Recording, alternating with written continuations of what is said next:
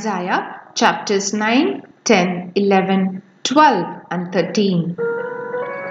Nevertheless, the time of darkness and despair will not go on forever. The land of Zebulun and Naphtali will be humbled, but there will be a time in the future when Galilee of the Gentiles, which lies along the road that runs between the Jordan and the sea, will be filled with glory. The people who walk in darkness will see a great light. For those who live in a land of deep darkness, a light will shine. You will enlarge the nation of Israel, and its people will rejoice. They will rejoice before you, as people rejoice at the harvest, and like warriors dividing the plunder.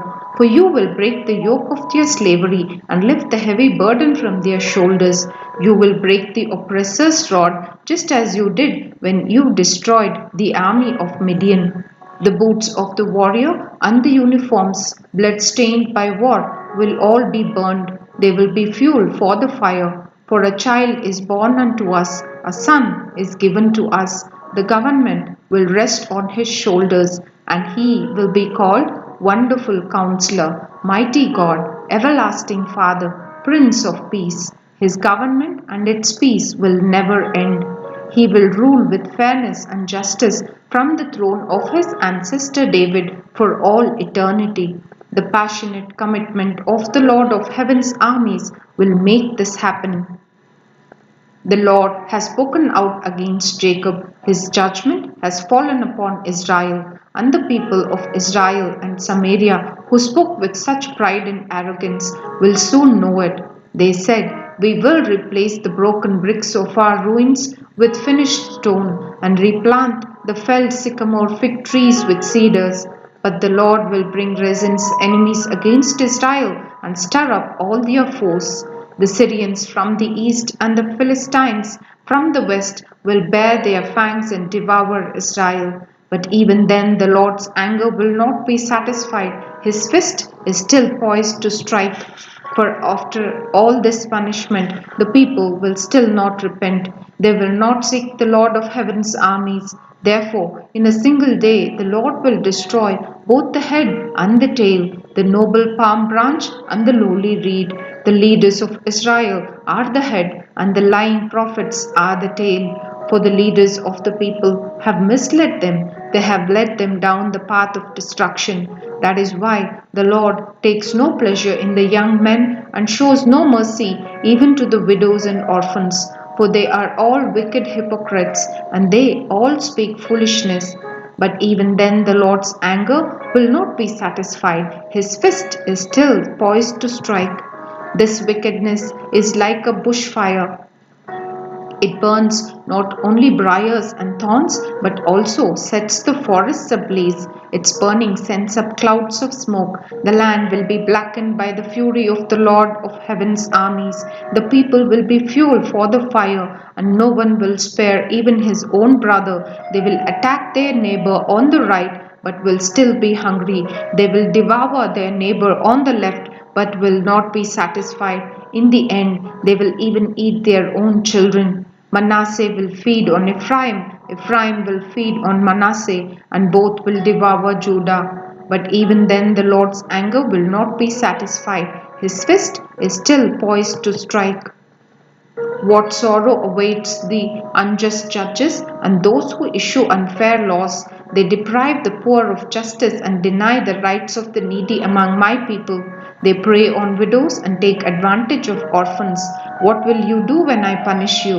When I send disaster upon you from a distant land? To whom will you turn for help?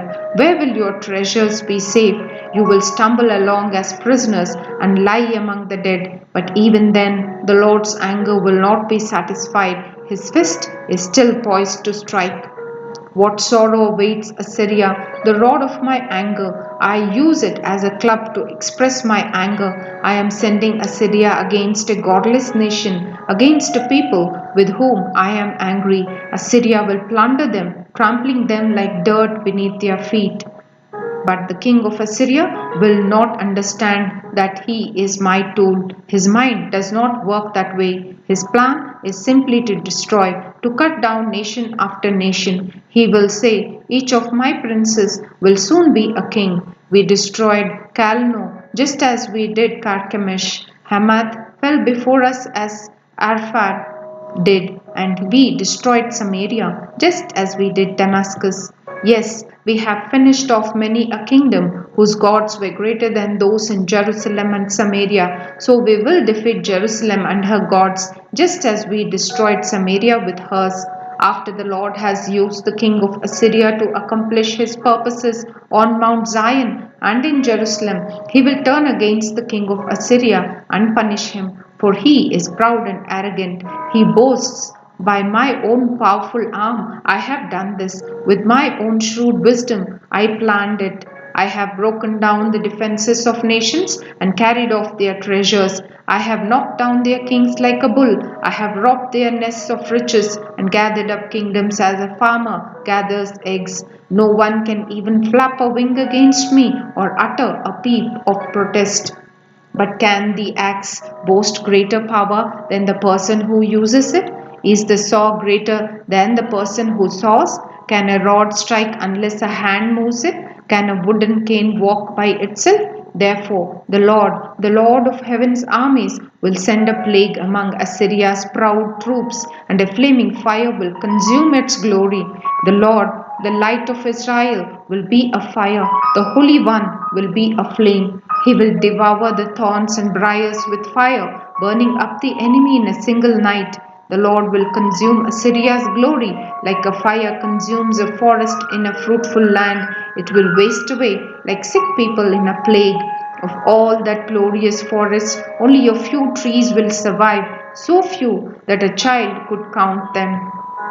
In that day, the remnant left in Israel, the survivors in the house of Jacob, will no longer depend on allies who seek to destroy them, but they will faithfully trust the Lord, the Holy One of Israel. A remnant will return, yes, the remnant of Jacob will return to the mighty God. But through the people of Israel are as numerous as the sand of the seashore, only a remnant of them will return. The Lord has rightly decided to destroy his people. Yes, the Lord of heaven's armies, has already decided to destroy the entire land. So this is what the Lord of heaven's armies says. O my people in Zion, do not be afraid of the Assyrians when they oppress you with rod and club, as the Egyptians did long ago. In a little while my anger against you will end, and then my anger will rise up to destroy them. The Lord of heaven's armies will lash them with his whip, as he did when Gideon triumphed over the Midianites at the rock of Oreb, or when the Lord's staff was raised to drown the Egyptian army in the sea. In that day the Lord will end the bondage of his people. He will break the yoke of slavery and lift it from their shoulders. Look, the Assyrians are now at Ayath. They are passing through Migron and are storing their equipment at Michmash. They are crossing the pass and are camping at Geba. Fear strikes the town of Ramah. All the people of Gibeah, the hometown of Saul, are running for their lives. Scream in terror, you people of Galim. Shout out a warning to Laisha, O poor Anathoth. There go the people of Madmenah, all fleeing. The citizens of Gebim are trying to hide. The enemy stops at Nob for the rest of that day. He shakes his fist at beautiful Mount Zion, the mountain of Jerusalem. But look, the Lord of heaven's armies, will chop down the mighty tree of Assyria with great power. He will cut down the proud, that lofty tree will be brought down. He will cut down the forest trees with an axe. Lebanon will fall to the mighty one. Out of the stump of David's family will grow a shoot, yes, a new branch bearing fruit from the old root. And the Spirit of the Lord will rest on him, the Spirit of wisdom and understanding, the Spirit of counsel and might, the Spirit of knowledge and the fear of the Lord. He will delight in obeying the Lord. He will not judge by appearance, nor make a decision based on heresy. He will give justice to the poor and make fair decisions for the exploited. The earth will shake at the force of his word, and one breath from his mouth will destroy the wicked. He will wear righteousness like a belt and truth like an undergarment. In that day, the wolf and the lamb will live together. The leopard will lie down and with the baby goat. The calf and the yearling will be safe with the lion, and a little child will lead them all. The cow will graze near the bear, the cub and the calf will lie down together. The lion will eat hay like a cow, the baby will play safely near the hole of a cobra. Yes, a little child will put its hand in a nest of deadly snakes without harm. Nothing will hurt or destroy in all my holy mountain. For as the waters fill the sea, so the earth will be filled with people who know the Lord. In that day, the heir to David's throne will be a banner of salvation to all the world. The nations will rally to him, and the land where he lives will be a glorious place. In that day, the Lord will reach out his hand a second time to bring back the remnant of his people, those who remain in Assyria and northern Egypt, in southern Egypt, Ethiopia and Elam, in Babylonia, Hamath, and all the distant coastlands. He will raise a flag among the nations and assemble the exiles of Israel. He will gather the scattered people of Judah from the ends of the earth. Then at last, the jealousy between Israel and Judah will end. They will not be rivals anymore. They will join forces to swoop down on Philistia to the west. Together, they will attack and plunder the nations to the east. They will occupy the lands of Edom and Moab, and Ammon will obey them. The Lord will make a dry path through the gulf of the Red Sea. He will wave his hand over the Euphrates River, sending a mighty wind to divide it into 7 streams so it can easily be crossed on foot. He will make a highway for the remnant of his people, the remnant coming from Assyria, just as he did for Israel long ago when they returned from Egypt. In that day you will sing, I will praise you, O Lord. You were angry with me, but not anymore. Now you comfort me. See, God has come to save me. I will trust in him and not be afraid. The Lord God is my strength and my song. He has given me victory. With joy you will drink deeply from the fountain of salvation. In that wonderful day you will sing, thank the Lord, praise his name. Tell the nations what he has done. Let them know how mighty he is. Sing to the Lord, for he has done wonderful things. Make known his praise around the world.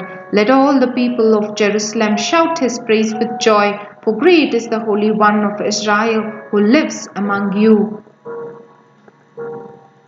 Isaiah, son of Amos, received this message concerning the destruction of Babylon. Raise a signal flag on a bare hilltop, call up an army against Babylon. Wave your hand to encourage them as they march into the palaces of the high and mighty.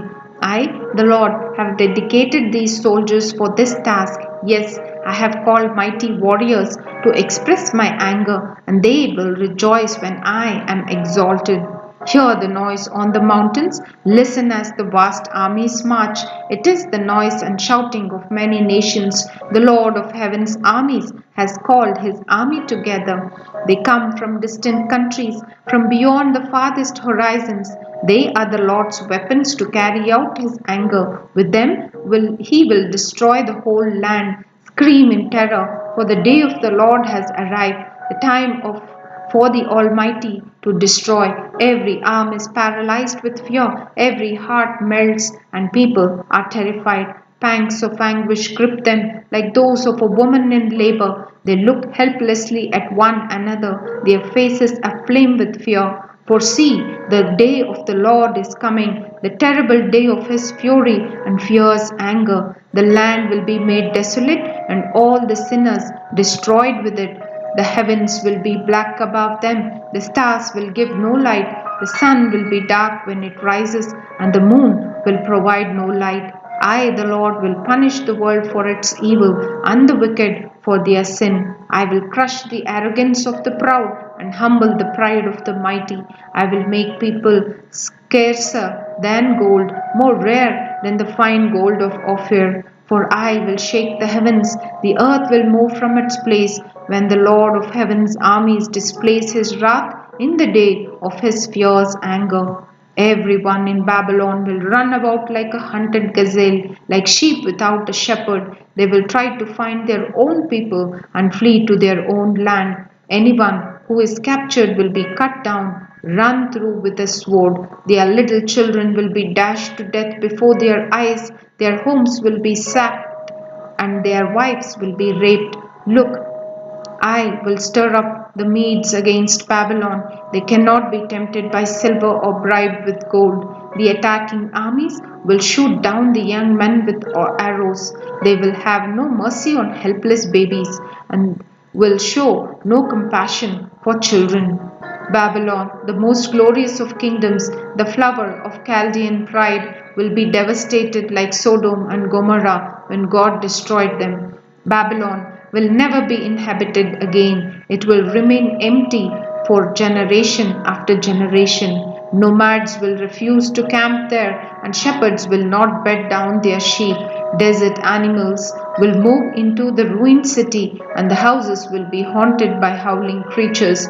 Owls will live among the ruins, and wild goats will go there to dance. Hyenas will howl in its fortresses, and jackals will make dens in its luxurious palaces.